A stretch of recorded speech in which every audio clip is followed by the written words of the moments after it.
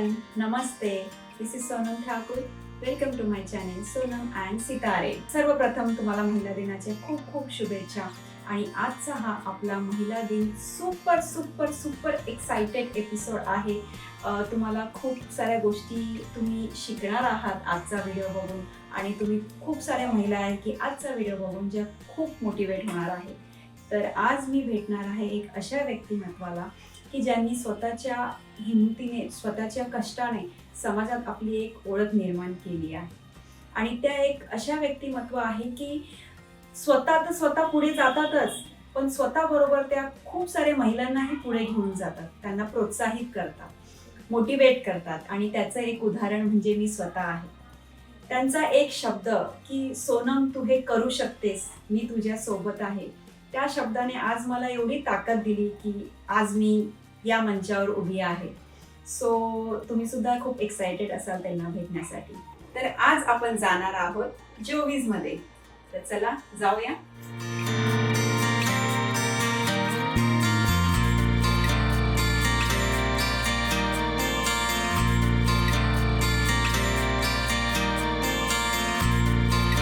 आज आपण आलो आहे जोवीजमध्ये, आणि जोवीजमध्ये आपण भेटणार आहे डॉक्टर ज्योती सातपुते मॅडम यांना. So Jyoti ma'am, welcome to my channel. आज तुम्ही तुमचा एवढा मौल्यवान वेळ मला दिला, आणि आज आपण खूप साऱ्या गप्पा मारणार आहोत. So ma'am, happy women's day तुम्हाला. तर आज तुम्ही आलात, आणि तुम्हाला तर माहीतच असेल माझं हे यूट्यूब चॅनल फक्त महिलांसाठी आहे. आणि ज्या महिला घरातून आपलं छोटा व्यवसाय करतात, त्यांचं व्यवसाय आज 100 लोकांना माहीत आहे, ते खूप साऱ्या लोकांना माहीत पडावं, त्याच्यासाठी मी हा चॅनल ओपन केला आहे. तर मॅम, मला तुम्हाला एक प्रश्न विचारायचा आहे की आजसुद्धा भरपूर काही महिला अशा आहेत ज्या घरी बसून नुसतं विचार करताय की मला हा व्यवसाय करायचा आहे, किंवा मी स्वतःच्या पायावर कधी उभी राहणार, पण ते घाबरतात. म्हणे एक असतं ना, एक स्टार्टअप कुठून करायचं, सुरुवात कुठून करायची. तर तुम्ही काय बोलाल, तुमचे काय विचार आहेत याबद्दल? येस, खूपच छान प्रश्न आहे. आणि आपल्या सगळ्यांना वुमेन्स डेच्या शुभेच्छा. सोनम, खरोखर तुझं कौतुक आहे. एक कौतुक करून ह्या कार्यक्रमाला सुरुवात करावीशी असं मला वाटतं. कारण बऱ्याच महिला यूट्यूब चॅनल म्हणा, ब्रॉडकास्ट म्हणा, किंवा पॉडकास्ट म्हणा, ज्या काही गोष्टी, ज्या काही बिझनेसला व्यवसायासाठी लागणाऱ्या ज्या ॲक्टिव्हिटी आहे त्या सुरू करण्यासाठी उशीर झाला म्हणून त्या करतच नाही. पण कितीही उशीर झाला तरी तू हे पाऊल उचललंय, त्यात तुझं कौतुक. कारण इथे तूही विचार केला असतास की अभी तो बहुत लेट हो गया, अभी क्या होने वाला है.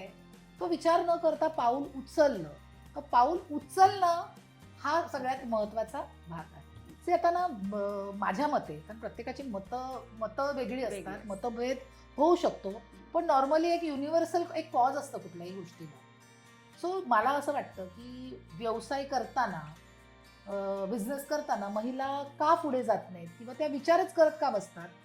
कारण आयुष्य हा एक प्रवास आहे, आणि व्यवसाय हा प्रवासाचा भाग आहे, हे त्यांनी समजून घ्यायला हवं. म्हणजे बिझनेस म्हणजे फक्त फायनान्शियल फ्रीडम हवं आहे, किंवा बिझनेसनी पैसा येतो, हे गणित डोक्यातून काढून टाकायला हवं आहे त्यांना. कारण बिझनेस हा रिस्पॉन्सिबिलिटीसाठी आहे, आणि त्यामुळे बिझनेस करता करता तुम्हाला इनर पीस पण मिळणार आहे. हे जर आपण ठरवलं पहिल्यांदा, तर तुम्ही बिझनेसमध्ये नक्कीच सक्सेस होऊ शकता. आणि भीती ही वाटते ती म्हणजे प्रत्येक महिला ही आपल्यावर सेल्फ डाऊट करत असते की मी रिस्क कशी घेऊ, मला घरातले सपोर्ट करतील की नाही, मग मी पडले तर मला लोक नावं ठेवतील. कारण लहानपणापासून प्रत्येक मुलीलाच शिकवण असते घरातूनच की तू मुलगी आहेस, तुला आधी घर सांभाळायचं, लग्नानंतर तर घरच तुझी रिस्पॉन्सिबिलिटी आहे. आणि त्याच्यामुळे काय होतं, तिची काही स्वप्न असतात ना, ती स्वप्न बघणंच विसरून जाते. ती स्वतंत्र असते, पण खऱ्या अर्थाने स्वतंत्र म्हणजे काय तिला कळत नाही, ती डिसिजन मेकर नाही होत. सो पहिल्यांदा माझ्या मते सेल्फ डाऊटमुळे महिला पुढे जात नाही. दुसरं म्हणजे ना, त्या परफेक्शनच्या मागे लागतात म्हणून माझ्या मते नाही जात. की त्यांना ना इतकं परफेक्शन हवं असतं ना, की माझं हे नाही ठीक आहे, मला हे प्रॉब्लेम्स आहेत, तर they are focusing on problems. त्याच्यामुळे ते परफेक्शनच्या नादी लागल्यामुळे ते परफेक्ट कोणीच नसतं. सो मला असं वाटतं पहिलं स्टार्ट करा. World will come later. जग हे परत येणारच आहे आपल्याकडे. पण तुम्ही उगाच परफेक्शनच्या परफेक्ट दिवस तुमचा कधीच येणार नाही. आणि तिसरं म्हणजे तिला ना बॅलन्स करता आलं पाहिजे काम आणि तिचं आयुष्य. आयुष्याच्या प्रवासामध्ये हे जे काम आहे ते तिला बॅलन्स करता नाही आला तर तिला प्रश्न पडतो की मी बिझनेसमध्ये जाऊ की नको, मी व्यवसाय करू की नको. हा माझ्या मते हे 3 तरी महिलांना असणारे प्रॉब्लेम्स असू शकतात. पण खूप साऱ्या महिलांचं असतं ना, अरे यार माझा नवरा सपोर्टच करत नाही, मीन्स मग मी घरी कसं, सासू सासरे आहेत त्यांना कसं सांभाळणार, मी बिझनेस करू का नको, म्हणजे खूप सारे असे प्रश्न असतात. मग ते आपली फॅमिली लाईफ म्हणा किंवा आपली पर्सनल लाईफ ते कसं बॅलन्स केलं पाहिजे. तेवढा म्हणजे काय म्हणतात ना, महिलांचा हा आवडीचा प्रश्न आणि विषय आहे. कारण प्रत्येक महिलाला वाटत असतं की मी जर बिझनेसला सुरुवात केली तर माझ्या मुलांकडे लक्ष लागेल की नाही, माझं घराकडे दुर्लक्ष होईल, मग माझा नवरा सांभाळून घेईल की नाही. तर हे प्रश्न येणं स्वाभाविक आहे. ही काय समस्या नाही, पण ह्या प्रश्नांना बॅलन्स करणं ही समस्या आहे. म्हणजे तुम्ही त्याच्यात तज्ज्ञ बनायला हवे की हा प्रश्न कसे सोडवायचे. आणि त्याच्यासाठी मला असं वाटतं की हल्ली ना, म्हणजे 2026 मध्ये आहोत आपण.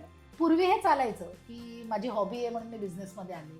पण मला आता असं वाटतं की प्रत्येक महिला 2026ची ना, तिने आपल्या हॉबीला फक्त हॉबी किंवा टाइमपास टीपी नाही समजलं पाहिजे. नाही मी फक्त टाइमपास, मला वेळ आहे, मी हॉबी नाही. हॉबी ही अर्धा 1 तासाची असते. हॉबीला तुम्हाला जर वेळ हवा असेल महिलांना तर त्यांनी 1 तास 2 तास घ्यावा एव्हरी डेची हॉबी. पण 2-3 तासाच्या वरती जेव्हा तुम्हाला टाइम हवा असतो त्यावेळेला ती हॉबी नसते, ती तुमची रिस्पॉन्सिबिलिटी असते. आणि तुम्ही जर घरातून हॉबीसाठी 2 तासाच्या व्यतिरिक्त वेळ काढलात तर हॉबी हा आणि बिझनेस दोन्ही वेगळ्या गोष्टी आहेत. माझ्या मते जर मी हॉबी म्हणून घराच्या बाहेर पडले तर मी तितकं फोकस नाही करू शकत. पण माझा बिझनेस हा माझी रिस्पॉन्सिबिलिटी आहे, ज्याच्यामुळे मी घरातून बाहेर निघते, मी कामाची वेळ फिक्स करते, मी घराला वेगळा वेळ देते. ह्या जर गोष्टी केल्या ना तर मला वाटत नाही कुटुंब तुम्हाला साथ देणार नाही. ते आपल्याला माहिती असतं की कुटुंब आपल्याला सपोर्ट करेल की नाही, किंवा कुटुंबाने आपल्याला सपोर्ट करायला हवा आहे, त्यांनी विश्वास ठेवायला हवा आहे आपल्याला. पण आपण किती ट्रान्सपरंट राहायला हवं आहे हे आपल्यावर आहे. सो जेव्हा कुटुंब म्हणतो आपण किंवा आपला नवरा मुलं म्हणतो तर आपल्याला, आपण जेव्हा दमून येतो ना कामावरून किंवा आपण व्यवसायातून जेव्हा आपण स्ट्रेसमध्ये असतो तेव्हा आपल्या कुटुंबाने आपल्याला साथ द्यायला हवी. कुटुंब हे आपलं ना आश्रयस्थान झालं पाहिजे. तिथे आपल्याला आल्यानंतर असा दीर्घ श्वास, आनंद मिळायला हवा. काय म्हणते सोनल? बरोबर. कारण घरी आल्यानंतर जर आपण कंटाळून आल्यानंतर जर आपल्याला घरातून पण रिटर्न कंटाळा किंवा राग मिळाला तर तुम्ही बिझनेसमध्ये पुढे जाऊ शकता. आणि तो फॅमिली सपोर्ट तो डायरेक्टली नाही येणार. तो येण्यासाठी आपल्याला इमोशनल अवेलेबिलिटी ठेवायला हवी. म्हणजे आपण त्यांच्यामध्ये इमोशनल झालं पाहिजे. काय होतं इथे सांगते मी. आपण नमून घरी येतो, एक तर आपण घरी सांगतो माझा छंद आहे, छंदाच्या नावाखाली आपण बिझनेस करणार. सो बिझनेस हा बिझनेस सारखा हवा आहे. कामाला वेळ द्यायला हवी आहे, त्याची जबाबदारी घ्यायला हवी आपल्याला, त्याचं संतुलन करायला हवं, त्याचं प्रशिक्षण घ्यायला हवं. आज किती चांगले चांगले क्लब आहेत. सॅटर्डे क्लब आहे, मराठी बिझनेस क्लब आहे, BNI क्लब आहे, म्हणजे बऱ्याचशा मंडळ आहेत. सो तुमचा बिझनेस ग्रो होण्यासाठी आपल्याला ह्या मंडळाशी किंवा नेटवर्किंग करणं महत्त्वाचं आहे, राईट? कारण तुम्ही नेटवर्किंग करण्यासाठी घराच्या बाहेर पडणार. सो गैरसमज तर होतील. तर तुम्ही तिथे मुलांना बसून किंवा आपला नवरा आहे, सासू आहे, त्या कुटुंबाला बसून तुमचे स्वप्न त्यांना सांगायला हवी. कारण असं मॅजिक नाही आहे ना, राईट सोनल? असं मॅजिक नाही आहे ना. तुमच्या मनातल्या गोष्टी त्यांना कशा कळतील? म्हणजे बोलणं खूप इम्पॉर्टंट आहे है ना. कम्युनिकेशन. येस. कारण 3 Cचा वापर करायला हवा. कम्युनिकेशन, कोऑर्डिनेशन आणि सेलिब्रेशन. आपल्याला सेलिब्रेट करायचं आहे पण आपण कम्युनिकेशनच करत नाही, आपण कोऑर्डिनेशनच करत नाही. कसं काय सेलिब्रेशन होणार? आणि मी घरात असते तेव्हा मी घरातच असते. पण घरात असते म्हणजे is it quality time or quantity time?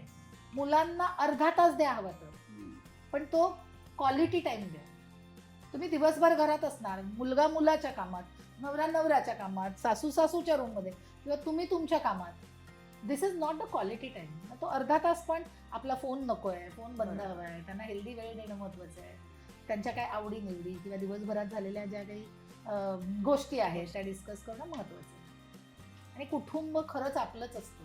कुटुंब असेल तर म्हणतात ना की महिला खूप मजबूत बनू शकते. कुटुंबाशिवाय महिला म्हणजे आपण म्हणू की मी खूप पुढे गेली आहे, मी फायनान्शियल फिट आहे, माझ्याकडे खूप छानपैकी बिझनेसमध्ये माझं इतकं टर्नओव्हर आहे, पण जर तुम्हाला खांदा ठेवायला कोणीच व्यक्तिमत्व नसेल तुमच्याकडे, तर मग त्या फायनान्स फ्रीडमचा तुम्हाला काहीच नाही ना फायदा.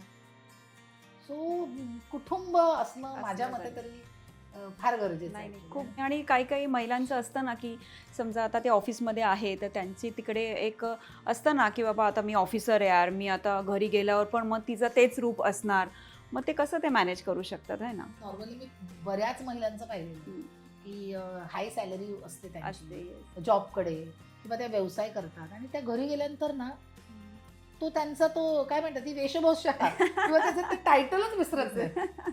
आज मी डॉक्टर आहे, घरी गेले की अरे असं काय, तुमच्या नवऱ्याला बायको हवी आहे, तुमच्या मुलांना आई हवी आहे, तू जे करते ते तुझ्यासाठी करते. आणि ऑफकोर्स म्हणजे मी टाळत नाही आहे सोनल, फक्त माझं म्हणणं काय की स्वतःवर विश्वास ठेवा, पण स्वतःवर विश्वास ठेवता ठेवता तुम्ही तुमची एनर्जी अशा ठिकाणी द्या की त्या एनर्जीमध्ये आपला परिवार पण एकत्र येईल. इन्व्हॉल्व करा.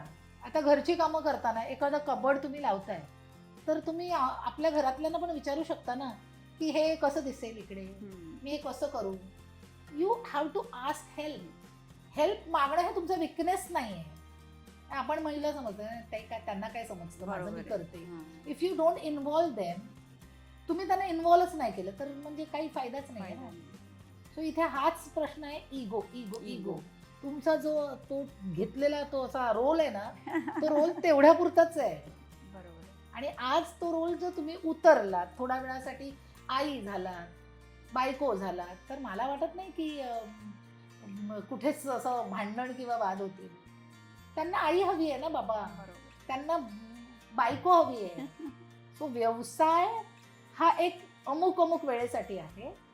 आणि काम आणि घर, व्यवसाय आणि घर हे दोन्ही गोष्टी टोटली वेगळ्या आहेत. भले तुम्ही तिथे बॉस असाल, तुम्ही घरी घरचे बॉस वेगळे असू शकता.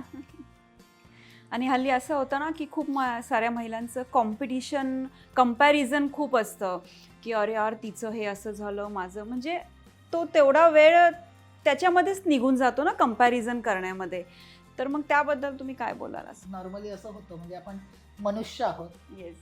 तर ह्यावर काम करावं लागेल आणि सेल्फ कामच करावं लागेल. म्हणजे हे मलाही होतं. So I am not denying that actually. कारण काय होतं, आपण ज्या वेळेला आणि आता आम्ही जेव्हा ग्रोथ केली त्यावेळेला सोशल मीडिया एवढा फॉर्म नव्हता. म्हणजे no Facebook, not even mobiles वर. I have started in 2005. Mobiles तर अलीकडे आले. सो ह्या ऑफकोर्स म्हणजे हा जो काळ आहे तो कॉम्पिटिशनचा आहे. म्हणजे पूर्वीही कॉम्पिटिशन होती, पण पूर्वीची कॉम्पिटिशन व्हिजिबल नव्हती. आताची कॉम्पिटिशन व्हिजिबल आहे. फॉर एक्झाम्पल, पूर्वी आपण ज्या ट्रीटमेंट्स करत होतो त्या कोणाला व्हिजिबल नव्हत्या, त्याचं नॉलेज इतर लोकांना नव्हतं. पण आता एवढी कॉम्पिटिशन आहे की म्हणजे एक सेकंडमध्ये ना गोष्टी व्हायरल होतात. सो इथे प्रश्न काय की मनुष्याचं माइंड डायव्हर्ट होणं हे लॉजिकच आहे, पण त्यातूनही आपल्याला काय करायचं आहे त्याच्यावर फोकस करणं गरजेचं आहे. यू कांट जज. कारण कोणाचा आवाज चांगला असतो, कोणाची भाषा चांगली असू शकते, कोणाची हेल्थ चांगली असू शकते. सो ती त्यांची क्रिएटिव्हिटी आहे. सो त्यांच्या क्रिएटिव्हिटीसाठी आपण आपल्याला जज नाही करायचं. आपण जसे आहोत तसे आहोत. आपल्याला बोलता येत नाहीये, पण आज आपण सोशल मीडियावर बोलता येत नाहीये, भाषा चांगली नाहीये, परफॉर्मन्स चांगला नाही, तरी पण ते आपला विषय मांडतात. सो तुलना करणं सोडायला हवं. आपण काय करतो ना, परफेक्शन आणि जजमेंट त्याच्यामुळे इतके स्ट्रेसफुल होतो की एक दुसऱ्यांवर फक्त जळाजळी. बरोबर. तिने असं केलं कारण तिचा नवरा खूप सपोर्ट. अगो काय सांगू, तिची सासू बोलणं. अरे प्रॉब्लेम घरोघरी मातीच्या चुली असतात. तिला ते समस्या ज्या आहेत ना त्या सॉल्व्ह करता येतात. येस. हा कसा गेम कसा आहे, गणित सोडवण्यासारखं आहे. तुम्हाला त्या प्रश्नांची ना जाणीवपूर्वक त्याच्याकडे लक्ष द्यायला पाहिजे. म्हणजे माझा एकच स्टेटमेंट आहे, तुम्ही तुमच्या कुटुंबामध्ये इमोशनली अवेलेबल आहात का? If you are emotionally available, that is a emotional attachment to your family, कधीच भांडणं होणार, कधीच तुम्हाला तुम्ही म्हणत असाल माझं घर मला कुठून सपोर्टच नाही, मी बोलूच शकत नाही. Why family will not support you? Family आपल्यासाठीच आहे. आणि मला असं वाटतं ज्यांची फॅमिली सपोर्ट नाही करत, एक महिला फॅमिलीकडून एकच अपेक्षा करते, माझ्यावर विश्वास ठेवा. आणि माझं खरंच म्हणजे ह्या इंटरव्ह्यूद्वारे सोनल माझं एकच म्हणणं आहे की फॅमिली सपोर्टसाठी एका महिलेला परमिशनची गरज नाही. वी विल नॉट आस्क, म्हणजे आम्ही महिला फॅमिलीकडून परमिशन मागणार नाही. आम्हाला विश्वास हवा आहे, तुमची साथ हवी आहे. प्रत्येक महिलांना घरी परमिशन मागावी लागते, हेही चुकीचं आहे. तर कुटुंब पद्धतीने पण थोडंसं याच्यावर काम करायला हवं. फॅमिली सपोर्ट, फॅमिली ट्रस्ट, तू पुढे चल, पडलीस तर मी तुझ्या बरोबर आहे, हे एक वाक्य, एक सपोर्ट हा फॅमिलीचा एका महिलेसाठी इनफ असतो. पण ह्या सपोर्टसाठी पण महिलेने पहिले प्रयत्न करायला हवे. Yes. She has to be transparent की मला तुझी गरज आहे. महिला हेल्पच मागत नाही. तुम्ही कम्पेअर नका करू असं मला वाटतंय.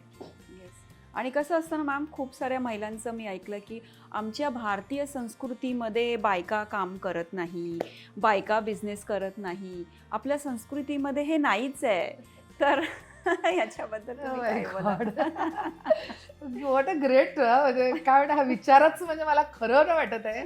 इथे महिला बाहेर पडण्यासाठी एकतर म्हणे घराकडे दुर्लक्ष होईल, म्हणजे पुरुष 10-12 तास बाहेर राहतो, तो म्हणजे काम करतो, आणि महिला म्हणजे घराचं काय होणार. एक तर ही व्याख्या. दुसरं त्याच्यामध्ये हा मोठा प्रश्न जो तू सांगितलास की भारतीय संस्कृती म्हणजे काय? संस्कृती इज अ फाउंडेशन. संस्कृती म्हणजे अडचण नाही.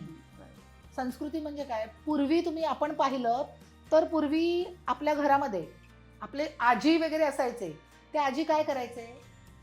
पापड, लोणची किंवा दूध विकणं, भाज्या विकणं, हे व्यवसाय तर घरात चालूच असायचे. एक महिला आपल्या घरामध्ये आपलं बजेट प्लॅन सांभाळते म्हणजे ती ऍक्च्युली घरातच बिझनेस आहे. ती घराची गृहलक्ष्मी आहे. नवऱ्याचा पैसा किंवा घराचं जे बजेट आहे, बजेट प्लॅन तर एक महिलाच करू शकते. तुम्ही सांगा, करून दाखवा मला. एका पुरुषाकडे व्यवहार द्या, ते किती व्यवहार करतील. संस्कार असू दे, व्यवहार असू दे, संस्कृती जपण्याचं काम एक महिला करते माझ्या मते. Of course with the family support, नवऱ्याचा मुलांचा सपोर्ट असायला पाहिजे, आणि त्याच्यामुळे वातावरण चांगलं. I am not denying that. पण इथे महत्त्वाची गोष्ट म्हणजे भारतीय संस्कृती आहे. आज आपण अहिल्याबाई होळकरांचं नाव मुद्दामूनच घेते. ते राजकारणात होते, राजकारण त्यांनी चांगलं केलं, अर्थकारण त्यांनी केलं, त्यांनी राष्ट्रीय घडामोडी केल्या, धर्म, परत कुटुंब, ह्याच्यामध्ये त्यांचं नाव आहे. आज ही महिला, आपण अजूनही आता महिला दिनाच्या निमित्ताने अहिल्याबाई होळकरांचा फोटो आवर्जून प्रत्येक स्टेटसला आपल्याला बघायला मिळतो. मग त्या महिलेकडे बघून तरी आपण नाही बोलायला हवंय की भारतीय संस्कृतीमध्ये आहे. भारतीय संस्कृती ही पूर्वीपासून महिलांना सपोर्टेड आहे. सो प्लीज, एका महिलेने दुसऱ्या महिलेला बोलू नका की आपली ही संस्कृती आहे का. संस्कृती काय? संस्कृती घर आणि व्यवहार हे बॅलन्स केलं म्हणजे संस्कृती जपली जाते. सो दुश्मनी नाही आहे, संस्कृती आपणच घडवलेली आहे. तर मॅम, आज महिला दिनानिमित्त तुम्ही इकडे आलात, तर आता ज्या महिला माझं चॅनेल बघताय तर त्यांना तुम्ही काय मेसेज द्याल की एका महिलाने बोलतात ना आपल्या पायावर कसं उभं राहायला पाहिजे किंवा इंडिपेंडेंट कसं राहायला पाहिजे? येस. पहिली गोष्ट म्हणजे तुझं हे चॅनल आहे, त्याचा जो मोटो आहे, त्याचं जे विजन आहे, दॅट इज अ ग्रेट. कुठेतरी वाटतं महिलांना की आपल्याला एक प्लॅटफॉर्म हवा आहे, आणि आता हल्ली त्या कुठल्या प्लॅटफॉर्मवर जाऊन बोलणार हा त्यांना परत प्रश्न असतो. सोनम, तुझ्या ओळखीच्या महिलांपर्यंत तू पोहोचतेस, आणि आता तर मी ऐकलं नवीन महिला तुला अप्रोच होतात आहे. So it is a really congratulations to you. आज मला आनंद होतोय की सोनलनी पाऊल उचलल्यानंतर बऱ्याच महिला तिच्याशी कनेक्ट झालेल्या आहेत. मॅडम, आमचाही इंटरव्ह्यू घ्यायचा आहे. सो अशीच म्हणजे खूप छानपैकी प्रगती होऊ दे. तुझं जे उचललेलं पाऊल आहे ते खरोखरच एका महिलांसाठी चांगलं आहे. आणि आजच्या महिला दिनी मी महिलांना एकच सांगू शकते की तुम्ही प्रकाशवान व्हा. व्हॉट आय मीन बाय प्रकाशवान, की जळून नाही उजळून. म्हणजे हे जे म्हटलं ना की फक्त गॉसिपिंग करायचे, ती पुढे गेली, माझं हे जळणाजळणी, जळून बोलतो ना, ते जळून नका करा, उजळून तुम्ही प्रकाशवान व्हा. म्हणजे कसं असतं सांगते की मेणबत्ती आहे, मेणबत्ती कधीच रडत नाही, ती नेहमी जळत असते, पण ती प्रकाश देत असते. आपण पाहिलं मेणबत्तीतला तो जो धागा आहे, तो न दिसणारा धागा, तो जळत असतो, पण तो कधीच रडत नाही. तो मेणबत्ती आणि त्या मेणाला सपोर्ट देऊन ते घडतं. तो इथे मी महिलांना सांगेल की प्लीज सपोर्ट सिस्टीम बना. एकमेकांवर असं पाय खेचण्यापेक्षा महिलांना सपोर्ट करा. एक महिला आपल्यापेक्षा पुढे जात असेल तर कोलॅबरेट करा. आता हल्ली तर कोलॅबरेशनचा जमाना आहे. आय एम टेलिंग यू की मी नाही करू शकले ना, तुझ्यामध्ये ते चांगले गुण असतील ना, लेट्स कोलॅबरेट, मिळून पुढे जाऊया. स्वतःचा कॉन्फिडन्स ठेवा. सेल्फ कॉन्फिडन्स कुठे डॅमेज करू नका. सी, घर किंवा मैत्रिणी किंवा बिझनेस ह्या सगळ्या गोष्टी आयुष्याचा एक भाग आहे. आयुष्य जगताना ह्या गोष्टी घडत जाणार, पण हे घडताना दूषित होऊ नका. कारण तुमच्या कृतीमधून तुमचं प्रेम व्यक्त व्हायला हवं. मग ते कुटुंबासंबंधी असू दे, मैत्रिणी संबंधी. बघा ना, आता मी काही दिवसापूर्वीच ऐकलं की सोशल मीडिया थ्रू ती माझी मैत्रीण आधी होती आणि नंतर मग ती आत्ता माझी मैत्रीण राहिली नाही. म्हटलं हे काय? हा विचार मनात येतोच कसा? प्रत्येकाला पुढे जायचं. आज तुम्हाला पुढे जायचं नाही, मग तिने पुढे जाऊ नये का? सो तुम्ही कम्पेअर करू नका. ज्याच्यामध्ये स्पार्क आहे, ज्याच्यामध्ये डिसिजन घेण्याची पॉवर आहे, ज्याच्यामध्ये अंडरस्टँडिंग आहे की मला पुढे जाऊन काय करायचं आहे, ते पुढे जाणारच. तुम्ही त्यांना अडवू नाही शकत. आणि ते तुम्हाला सोडून गेले तर त्याचं तुम्हाला दुःख व्हायला नको. प्रत्येक जण आपल्या मेहनतीने पुढे जातोय, तर प्रत्येक महिलेने मेहनत करा, स्वतःवर विश्वास ठेवा. आणि महिला दिनाच्या दिवशी एकच सांगते मी की संधी मिळत जातात. संधी रोज तुमचा दरवाजा ठोकत असते. आनंदाने ती तुमच्या दारात येत असते आणि सांगत असते, ही मी संधी आहे, तुम्ही मला घ्या, स्वीकार करा. पण आता तुम्ही स्वीकार नाही केला तर कसं होणार? सो ब्लेमिंग ॲटिट्यूडपेक्षा डोळे उघडे ठेवून संधीचा, काय म्हणतात ना, संधीला सामोरे जा, संधीचा फायदा घ्या आणि तुम्हीही घडा, समाजाला घडवा, कुटुंबाला घडवा. कारण माझ्या मते एक महिला जेव्हा घडते तेव्हा ती कुटुंब तर घडवतेच, पण ती समाजही घडवते. सो कन्क्ल्युजन इज, तुम्ही एक आई असाल तर आई म्हणून तुम्ही कुठे चुकत नाही, तुमची मुलंही चुकत नाही, तुमचे नवरेही चुकत नाही. एव्हरीबडी, सगळी नाती त्या त्या जागेवर असणारच आहेत. ही नाती जपत आपल्याला पुढे जाणं महत्त्वाचं आहे. सो विथ द नाती स्वतःचं पण, काय म्हणतात, स्वतःच्या आयुष्यामध्ये पण प्रकाशमान व्हा, असं मी ह्या महिला दिनी सगळ्यांना सांगू इच्छिते. तर मॅम, तुम्ही आज महिला दिनानिमित्त एवढी छान माहिती सगळ्यांना दिली. मला तरी वाटतं की हा व्हिडिओ जेव्हा तुम्ही बघाल तेव्हा सगळ्या महिला नक्कीच मोटिवेट होतील. आणि खरंच मॅम, मला असं बोलावंसं वाटतं सगळ्यांना ना की आयुष्य खूप सुंदर आहे, है ना, आणि आयुष्य आपल्याला एकदाच भेटतं. तर ते कशा पद्धतीने जगायचं तर ते तुमच्यावर डिपेंड आहे. पण आज जसं मॅमनी सांगितलं की कम्युनिकेट करा आणि प्लीज कंपॅरिझन करू नका आणि स्वतःच्या पायावर उभं राहा, स्वतःसाठी काहीतरी करा, स्वतःचं पॅशन जगा. तर या महिला दिनानिमित्त तुम्हा सगळ्यांना महिला दिनांच्या खूप खूप शुभेच्छा.